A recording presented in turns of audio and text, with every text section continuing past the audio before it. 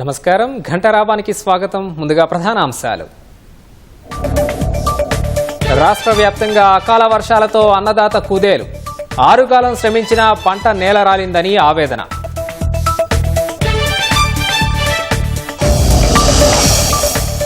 NDSA నివేదికను రాష్ట్ర అధికారులకు పంపిన ప్రభుత్వం. బ్యారేజీల రక్షణకు తీసుకోవాల్సిన చర్యలపై సిఫార్సులకు ఆదేశం.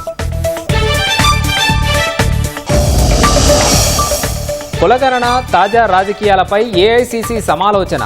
రాష్ట్రంలో అవలంబించిన విధానాలు వివరించిన రేవంత్ రెడ్డి.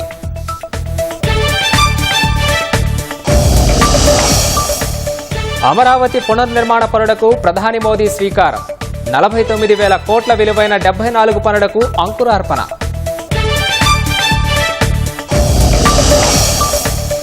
అమరావతి కేవలం నగరమే కాదు, ఒక శక్తి అన్న ప్రధాని. అన్ని రకాల నిర్మాణాలకు కేంద్రం తోడ్పాటునిస్తుందని భరోసా. గ్రూప్ 1 తీర్పు కోసం ఒత్తిడి చేయొద్దన్న హైకోర్టు. వేల మంది విషయంలో తొందరపడొద్దని టీజీపీఎస్సీకి హితవు.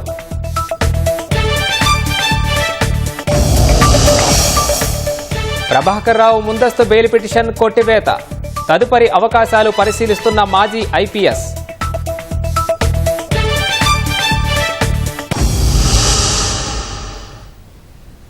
కాళేశ్వరం బ్యారేజీలపై జాతీయ డ్యామ్ సేఫ్టీ అథారిటీ ఎన్డీఎస్ఏ ఇచ్చిన తుది నివేదికపై రాష్ట్ర ప్రభుత్వం తదుపరి కార్యాచరణ ప్రారంభించింది. మేడిగడ్డ, అన్నారం, సుందిళ్ల ఆనకట్టల్లో లోపాలపై ఎన్డీఎస్ఏ ఏర్పాటు చేసిన నిపుణుల కమిటీ ఇటీవల తుది నివేదిక ఇచ్చింది. ఆ నివేదిక ప్రతులను ENC general, ENC and M, Ramagundam CE, CDO CE, quality control సీఈలకు రాష్ట్ర ప్రభుత్వం పంపింది. నివేదికను పూర్తి స్థాయిలో అధ్యయనం చేసి బ్యారేజీల రక్షణకు తీసుకోవాల్సిన చర్యలపై తగిన సిఫార్సులు చేయాలని ఇంజనీర్లను ఆదేశించింది. ఈ మేరకు నీటిపారుదల శాఖ ముఖ్య కార్యదర్శి రాహుల్ బొజ్జా ఆదేశాలు జారీ చేశారు.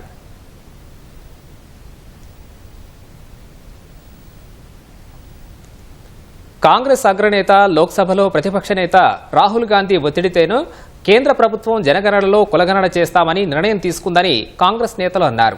కాంగ్రెస్ పార్టీ బీసీ నేతలు రాజ్భవన్లో గవర్నర్ను కలిసి బీసీ బిల్లును రాష్ట్రపతి పరిశీలనకు పంపినందుకు కృతజ్ఞతలు తెలిపారు. ప్రభుత్వం కులగణన చేసి ప్రామాణికంగా స్పష్టమైన లెక్కల్ని వెల్లడించిందని మంత్రి పొన్నం ప్రభాకర్ తెలిపారు. ఈ విషయంలో తెలంగాణ దేశానికి ఆదర్శంగా నిలిచిందన్నారు. కులగణనపై చౌకబారు విమర్శలు చేసేవారు ఒకసారి ఆత్మపరిశీలన చేసుకోవాలని పొన్నం వ్యాఖ్యానించారు. కాంగ్రెస్ ఒత్తిడి వల్లే కేంద్రం జనగణన, కులగణన చేపడుతోందని పీసీసీ అధ్యక్షుడు మహేష్ కుమార్ గౌడ్ పేర్కొన్నారు. నిర్మల్లో వాకిడి శ్రీహరి ఆధ్వర్యంలో బాణసంచా కాల్చి కేంద్ర నిర్ణయాన్ని స్వాగతించారు. తెలంగాణ తీసుకున్నటువంటి రోల్ మోడల్ ఏ కులగణన సర్వే అయితే జరిగిందో, క్యాస్ట్ సెన్సెస్ లో ఈ యొక్క కులాల సమాచారాన్ని కూడా తీసుకుంటామని చెప్పడాన్ని స్వాగతిస్తూ, తప్పకుండా తెలంగాణ రోల్ మోడల్. దీని మీద ఎవరైనా విమర్శ చేస్తున్న వాళ్ళు ఆత్మవిమర్శ చేసుకోవాలి. తెలంగాణ ప్రభుత్వ ఆలోచనను కేంద్రం మార్గదర్శకత్వంగా ఆదర్శంగా తీసుకుంటే జీర్ణించుకోలేక విమర్శిస్తున్నారు. వాళ్ళు అటువంటి వాళ్ళను పట్టించుకునే అవసరం లేదు. ఇలా తెలంగాణ కానీ దేశవ్యాప్తంగా ఉన్న బలహీన వర్గాల సంక్షేమానికి సంబంధించిన ఏ నిర్ణయం జరిగిందో ఆ నిర్ణయాన్ని అందరం కూడా బలహీన వర్గాల నాయకులను స్వాగతిస్తా ఉన్నాం. 42% రిజర్వేషన్స్ స్థానిక సంస్థల ఎన్నికలతో పాటు విద్యా ఉపాధిలో కూడా ఇవ్వడం అనేది ఒక చరిత్రాత్మక నిర్ణయం. ఇలా కేంద్ర ప్రభుత్వం కూడా దాన్ని గుర్తించి జరిగే జన సర్వేలో కులాన్ని చేర్చడం అనేది కూడా హర్షించదగ్గ విషయము. క్రెడిట్ అంతా కూడా రాహుల్ గాంధీ గారికే పోతుంది. ఈ దేశంలో మొట్టమొదటి ఒక జాతీయ నాయకుడు కుల సర్వే గురించి మాట్లాడిండు అంటే అది రాహుల్ గాంధీ గారు. ఇది అందరి యొక్క విజయం. ముఖ్యంగా బీసీలంతా కూడా సంతోషంగా ఉండాల్సిన విజయంగా ఈ సందర్భంగా మనం చేస్తా ఉన్నాం.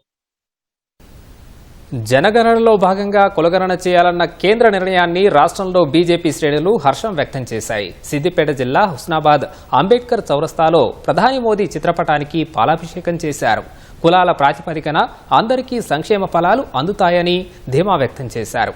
దుబ్బాకలో మోదీ చిత్రపటానికి క్షీరాభిషేకం చేశారు. రానున్న రోజుల్లో బడుగు బలహీన వర్గాలకు న్యాయం జరుగుతుందని విశ్వాసం వ్యక్తం చేశారు. పెద్దపల్లి జిల్లా గోదావరిఖని చౌరస్తాలో భారతీయ జనతా పార్టీ ఓబీసీ మోర్చా ఆధ్వర్యంలో సంబరాలు జరుపుకున్నారు.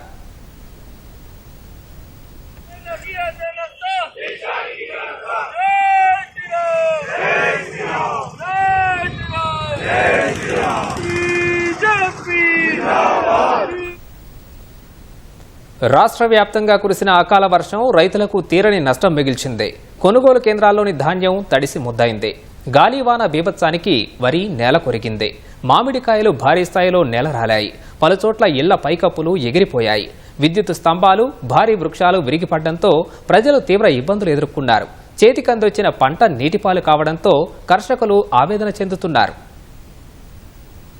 కష్టించి పండించిన పంట కళ్ల ముందే నీటిపాలవటంతో రైతుల వేదన వర్ణనాతీతం. అకాల వర్షానికి ధాన్యం నీళ్లలో కొట్టుకుపోతుంటే అన్నదాతలు దిక్కుతోచని స్థితిలో ఉండిపోయారు. జయశంకర్ భూపాలపల్లి జిల్లా వ్యాప్తంగా గాలివాన బీభత్సానికి వరి నేల కొరగగా ఇళ్ల పైకప్పులు ఎగిరిపోయాయి. భారీ స్థాయిలో మామిడికాయలు నేలరాలాయి. ఈదురుగాలులకు విద్యుత్ స్తంభాలు, చెట్లు విరిగిపడ్డాయి. కొనుగోలు కేంద్రాల్లోని ధాన్యం తడిసి ముద్దైంది. భూపాలపల్లి పరిధిలోని నాకారం, ఆజంనగర్, రాంపూర్ తదితర గ్రామాల్లో కొనుగోలు కేంద్రాల్లో ధాన్యం కొట్టుకుపోయింది. నరసంపేట వ్యవసాయ మార్కెట్లో మొక్కజొన్నలు వరదలో కొట్టుకుపోయాయి. త్వరగతిన పంటను కొనకపోవడం వల్లే పంటంతా నీటిపాలైందని వాపోయారు. వడ్లు కోసి 4 రోజులు అవుతుంది. వచ్చినాయి ఆల్రెడీ. వర్షం పడి మొత్తం వడ్లన్నీ కొట్టుకుపోయినవి. అధికారులు స్పందించి తొందరగా కొనుగోలు చేయాలని నా యొక్క మనవి. బొరిచి మా పానం వెళ్ళిపోతుంది. మా చర్చే వడ్లు మీరు కొనుగోలు చేసుకుంటలేరు. మా భాగవతం ఏంది? మరి రైతులు మేము బతకన్నా లేకపోతే ఈ విషయం దాగి సావన్నా? మేము 60 కట్టపడ్డాము. కనీసానికి మా చర్చే వడ్లు కూడా కొనుగోలు చేయకపోతే మేము ఏం చేస్తాం? లారీ లక్షలు ఎవరు వస్తలేరు. ఇక మా భాగవతం వడ్లు మొత్తం కొట్టుకుపోయినాయి. పండించి రోగెత్తాయి సార్, మేము అమ్ముకుని రోగెత్తాయి సార్. మా బొక్కలు అన్ని నొత్తాయి. నేర్పి మాకు చెప్పిన కొనుగోలు అయితేనే మేము తట్టుకుంటాం, కానీ లేకుంటే తట్టుకో. రోజుల నుంచి వెళ్ళి మ్యాచ్ రావాలంటారు. మ్యాచ్ వచ్చిన తర్వాత కాంటాలు పెట్టలేదు. మలసల వర్షం పడ్డదన్నాడు. మ్యాచ్ వచ్చినట్టు కౌంటర్లు దాగా చేసి వాళ్ళు కొనుక్కపోతున్నారు. కౌంటర్లకు ఐకేపీ కళ్ళపొల్లకు కూడా కొంచెం కమిట్మెంట్ ఉన్నది. అందుకే వీళ్ళు మ్యాచ్ వచ్చినాక తర్వాత కూడా కాంట పెట్టుకుంటలేరు. రాత్రి గాలి వారం బాగా వచ్చి వర్షం వచ్చి జొన్నలన్నీ కొట్టుకపోయింది. 2 ఎకరాలన్నర. ఆ ఎకరం అనిసుకొని లేవు. మొత్తం పోయి కాలువలను పడ్డాయి. నీళ్ళలో దేవుకున్నా కానీ చేతికి ఎత్తలేవు. జొన్నలు పోసిన పడదాలు వచ్చినా కూడా మొత్తం వడ్లు కొట్టుకుపోయి మోర్లో పడ్డాయి. 2 ఎకరాల జొన్నలు ఉన్న మార్కెట్ ఉన్నా కూడా జొన్నలు ఉన్నాయి. దాదాపుగా మ్యాచ్ 13-14 వచ్చినా కూడా అధికారులు మాకు తీసుకోలేదు. దాదాపు వేసుకున్న పంట పెట్టుబడి కూడా రావట్లేదు. మొత్తం కొట్టుకుపోయినాయి. 1.5 వడ్లు మొత్తం పోయినాయి. ఒక 6 ఎకరం వడ్లు ఉంటాయి కావచ్చు. అంతే గవర్నమెంట్ దయచేసి అనుకుంటే రైతు బతకగలుగుతాడు. మేము ఒక 15-20 ఎకరాలు కౌలుకు తీసుకున్నాం. వరి కూడా కోసేసినాం. కోసితే మార్కెట్లో పోసిన సందర్భంలో అకాల వర్షానికి మొత్తం వడ్లన్నీ కొట్టుకొని మురికాలలో పడ్డాయి. దీనికి తక్షణమే గవర్నమెంట్ పరంగా నష్టపరిహారం కట్టియవలసిందిగా మేము ప్రభుత్వాన్ని కోరుతా ఉన్నాం. మొత్తం మార్కెట్ యార్డులో మొత్తం ధాన్యం అంతా తడిచిపోయింది. ఈ తక్షణమే ఈ తడిచిన ధాన్యాన్ని కూడా కొనుగోలు చేయాలని మేము కోరుతా ఉన్నాం. అధికారులు కూడా ఇప్పటి వరకు కనీసం ఇటు ముఖాన కన్నెత్తి చూసిన పాపన కూడా పోలేదు. మహబూబాబాద్ జిల్లాల్లోని గూడూరు, బయ్యారం, కురవి మండలాల్లో పలుచోట్ల చెట్లు, విద్యుత్ స్తంభాలు నేలకొరకగా మామిడికాయలు నేలరాలాయి. బయ్యారం పరిధిలో 130 సంవత్సరాల ముత్యాలమ్మ మర్రి చెట్టు కూలిపోయింది. డోర్నకల్ నియోజకవర్గంలో గాలివానకు ఇళ్ల పైకప్పులు ఎగిరిపోయాయి. భారీ వృక్షాలు, విద్యుత్ స్తంభాలు నేలకొరకడంతో రాకపోకలకు అంతరాయం కలిగింది. విద్యుత్ సరఫరా పూర్తిగా నిలిచిపోయింది.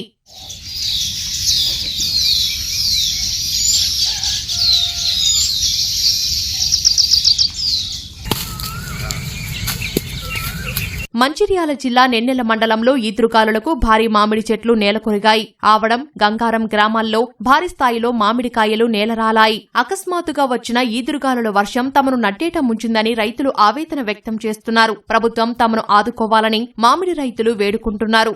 అకాల వర్షంతో తాము తీవ్రంగా నష్టపోయామని వాపోతున్న అన్నదాతలు త్వరగతిన ధాన్యం కొనుగోలు చేయాలని ప్రభుత్వాన్ని కోరుతున్నారు. కొర్రీలు పెట్టకుండా తడిసిన ధాన్యాన్ని కొనాలని వేడుకుంటున్నారు. అమరావతి కేవలం ఒక నగరం కాదు, ఒక శక్తి అని ప్రధాని నరేంద్ర మోదీ అన్నారు. ఏపీని ఆధునిక ప్రదేశ్, అధునాతన ప్రదేశ్గా మార్చే శక్తి అమరావతి అని చెప్పారు. ఇంద్రలోకం రాజధాని పేరు అమరావతి అన్న ప్రధాని ఇప్పుడు ఆంధ్రప్రదేశ్ రాజధాని పేరు అమరావతేనని, ఇది స్వర్ణాంధ్రప్రదేశ్ నిర్మాణానికి ఇది శుభ సంకేతమన్నారు. అమరావతిలో 58,000 కోట్ల విలువైన ప్రాజెక్టులకు ప్రధాని మోదీ శ్రీకారం చుట్టారు. 8,000 కోట్ల విలువైన వివిధ కేంద్ర ప్రాజెక్టులకు శంకుస్థాపన చేశారు. मैं इस अमरावती की पुण्य भूमि पर खड़ा हूं तो मुझे केवल एक शहर नहीं दिख रहा, मुझे एक सपना सच होते दिख रहा है. एक नया अमरावती, एक नया आंध्र. अमरावती वो धरती है जहां परंपरा और प्रगति दोनों साथ चलते हैं, जहां बौद्ध विरासत की शांति भी है और विकसित भारत के निर्माण की ऊर्जा भी है। आज यहां करीब 60,000 करोड़ रुपए के प्रोजेक्ट का शिलान्यास और लोकार्पण किया गया है। ये प्रोजेक्ट सिर्फ कंक्रीट का निर्माण नहीं है, ये आंध्र प्रदेश की आकांक्षाओं की, विकसित भारत की उम्मीदों की मजबूत नींव भी है। मैं भगवान वीरभद्र, भगवान अमरलिंगेश्वर और तिरुपति बालाजी के चरणों में प्रणाम करते हुए आंध्र प्रदेश की सम्मानित जनता को बहुत बहुत बधाई देता हूं। मुख्यमंत्री चंद्रबाबू नायडू गारू और पवन कल्याण जी को भी मैं बहुत बहुत शुभकामनाएं देता हूं। हम सब जानते हैं इंद्रलोक की राजधानी का नाम अमरावती था और अब अमरावती आंध्र प्रदेश की राजधानी है।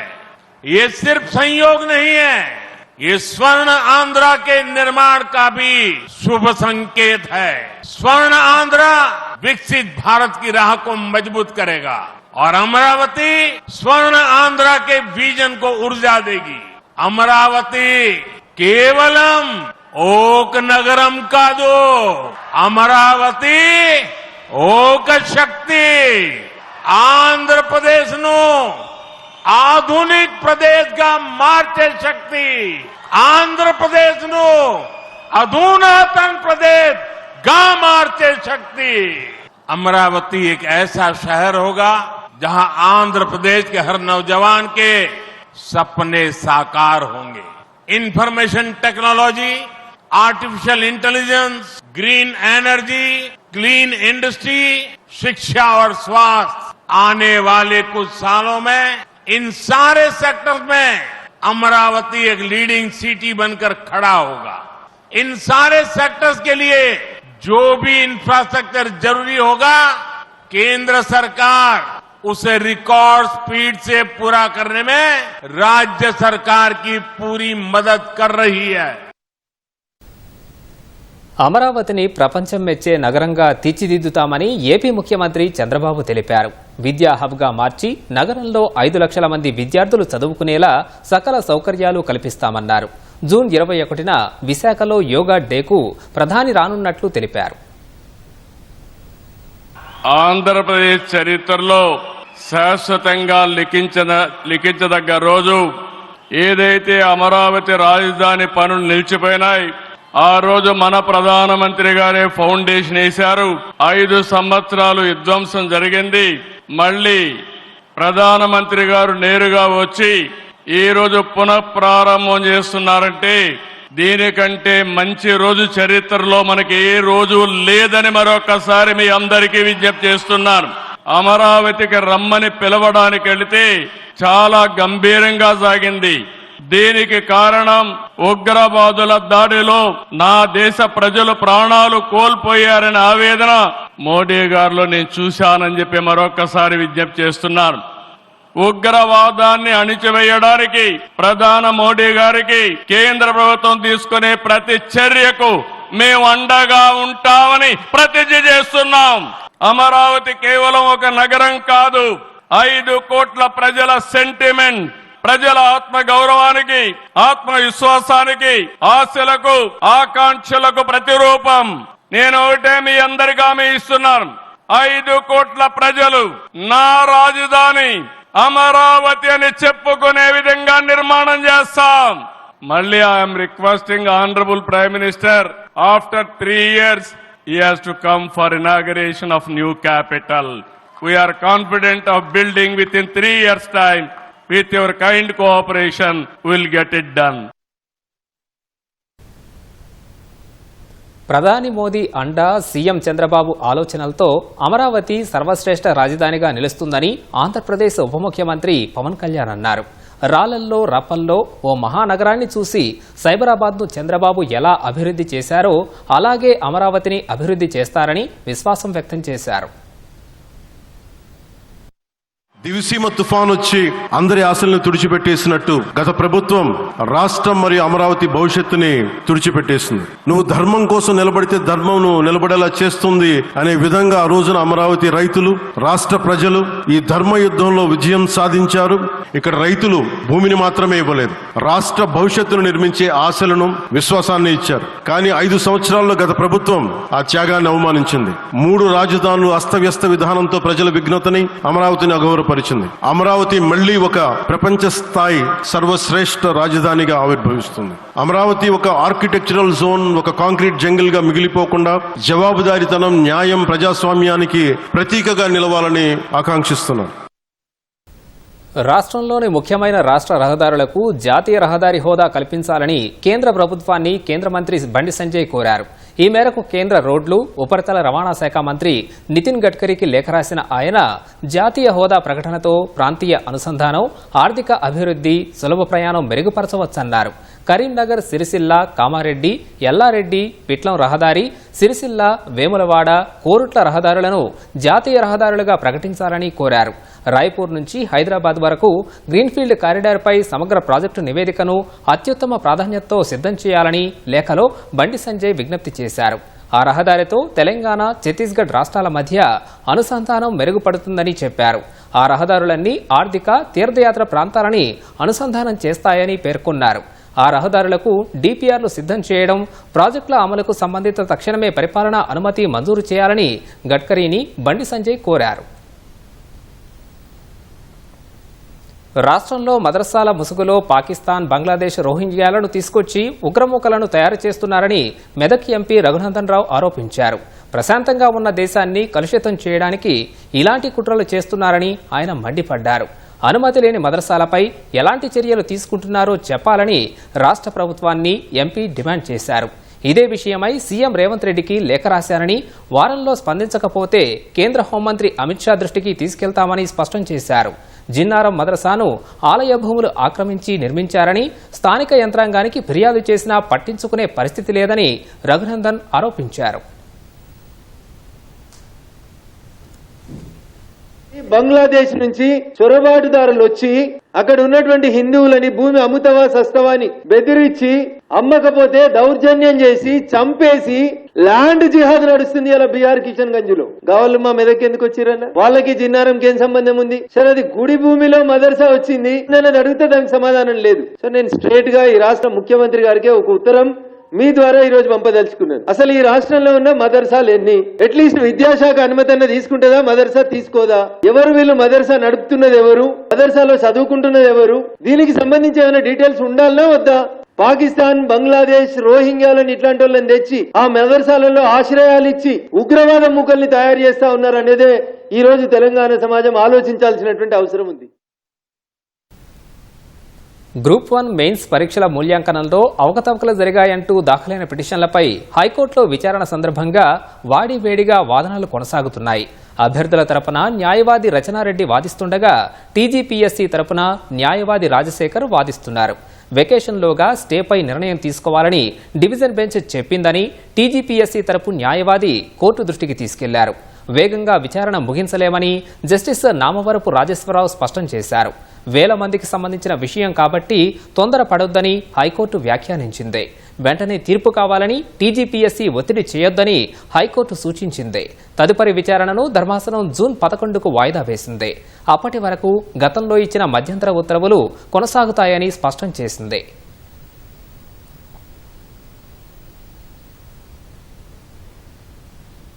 రాష్ట్రంలో సంచలనం సృష్టించిన ఫోన్ ట్యాపింగ్ కేసులో నిందితుడిగా ఉన్న మాజీ ఐపీఎస్ అధికారి ప్రభాకర్ రావు ముందస్తు బెయిల్ పిటిషన్ను హైకోర్టు కొట్టివేసింది. ప్రభాకర్ రావు 30 ఏళ్లకు పైగా వివిధ హోదాల్లో విధులు నిర్వహించారని ఆయన తరపు న్యాయవాది వాదించారు. రాష్ట్రపతి అవార్డు సొంతం చేసుకున్నారని తెలిపారు. ఫోన్ ట్యాపింగ్ కేసు కేవలం రాజకీయ కక్ష సాధింపు మాత్రమేనని వాదించారు.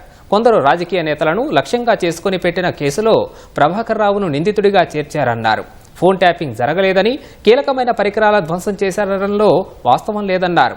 65 ఏళ్ల వయసున్న ప్రభాకర్ రావు క్యాన్సర్ చికిత్స కోసం అమెరికాలో ఉన్నారని, ముందస్తు బెయిల్ మంజూరు చేస్తే దర్యాప్తునకు సహకరించడానికి సిద్ధమని తెలిపారు. ప్రభాకర్ రావు ఆదేశాలతోనే ఫోన్ ట్యాపింగ్ జరిగిందని, ఆయనకు బెయిల్ మంజూరు చేయొద్దని పబ్లిక్ ప్రాసిక్యూటర్ కోర్టుకు తెలిపారు. పదవీ విరమణ పొందిన తర్వాత అప్పటి ప్రభుత్వ పెద్దల ఆశీస్సులతో ఓఎస్డీగా కీలకమైన ఎస్ఐబిలో కొనసాగారని తెలిపారు. ప్రధాన నిందితుడైన ప్రభాకర్ రావును ప్రశ్నిస్తే కీలక సమాచారం వస్తుందని పబ్లిక్ ప్రాసిక్యూటర్ కోర్టుకు తెలిపారు. ఇరువైపులా వాదనలు విన్న హైకోర్టు ముందస్తు బెయిల్ పిటిషన్ను నిరాకరించింది. రాష్ట్రంలో డిగ్రీ కళాశాలల్లో ప్రవేశాల కోసం దోస్తు నోటిఫికేషన్ విడుదలైంది. ఈసారి 3 విడతల్లో డిగ్రీ ప్రవేశాలు కల్పించనున్నట్లు ఉన్నత విద్యామండలి తెలిపింది. రేపటి నుంచి ఈ నెల 21 వరకు మొదటి విడత దరఖాస్తులు స్వీకరించనున్నట్లు వివరించింది. మే 10 నుంచి మే 22 వరకు మొదటి విడత దరఖాస్తు చేసుకున్న వారికి వెబ్ ఆప్షన్స్ అవకాశం కల్పిస్తున్నట్లు తెలిపింది. మొదటి విడత సీట్లను మే 29న కేటాయించనున్నట్లు పేర్కొంది. మే 30 నుంచి జూన్ 8 వరకు రెండో విడత దరఖాస్తులు స్వీకరిస్తామని తెలిపింది. మే 30 నుంచి జూన్ 9 వరకు రెండో విడత వెబ్ ఆప్షన్లకు అవకాశమిచ్చిన ఉన్నత విద్యామండలి జూన్ 13న రెండో విడత సీట్ల కేటాయించనున్నట్లు ప్రకటించింది. మూడో విడత కోసం జూన్ 13 నుంచి జూన్ 19 వరకు దరఖాస్తులు స్వీకరిస్తామని తెలిపింది. జూన్ 13 నుంచి జూన్ 19 వరకు వెబ్ ఆప్షన్లకు అవకాశమిచ్చింది. మూడో విడత సీట్లను జూన్ 23న సీట్ల కేటాయించనున్నట్లు పేర్కొంది. జూన్ 30 నుంచి డిగ్రీ కాలేజీల్లో తరగతులు జరుగుతాయని తెలిపింది. 15వ దాదాసాహెబ్ ఫాల్కే చలన చిత్రోత్సవ పోటీల్లో తెలుగు దర్శకులు తెలుగు సినిమాలు సత్తా చాటాయి. దేశ విదేశాల చిత్రాలతో పోటీపడి అవార్డులు సాధించాయి. ఉత్తమ చిత్రంగా కిరణ్ అబ్బవరన్ నటించిన కా పురస్కారానికి ఎంపిక కాగా, ఉత్తమ దర్శకుడిగా తండేల్ చిత్రానికి చందు మొండేటి దాదాసాహెబ్ ఫాల్కే పురస్కారానికి ఎంపికయ్యారు. ఉత్తమ తొలి దర్శకుడి విభాగంలో రజాకార్ చిత్రానికి యాట సత్యనారాయణ ఎంపిక కాగా, అదే చిత్రానికి ఉత్తమ సినిమాటోగ్రాఫర్గా కుసేందర్ రమేష్ రెడ్డి అవార్డు దక్కించుకున్నారు. కొండా లక్ష్మణ్ బాపూజీపై చిత్రీకరించిన డాక్యుమెంటరీకి గాను ఉత్తమ దర్శకుడిగా భూదాన్ పోచంపల్లికి చెందిన యువకుడు బడుగు విజయ్ కుమార్ దాదాసాహెబ్ ఫాల్కే అవార్డుకు ఎంపికయ్యాడు. భారత్ సహా వివిధ దేశాల నుంచి అన్ని విభాగాల్లో 700కు పైగా చిత్రాలు ఎంట్రీకి రాగా 299 చిత్రాలను జ్యూరీ సభ్యులు ఎంపిక చేశారు.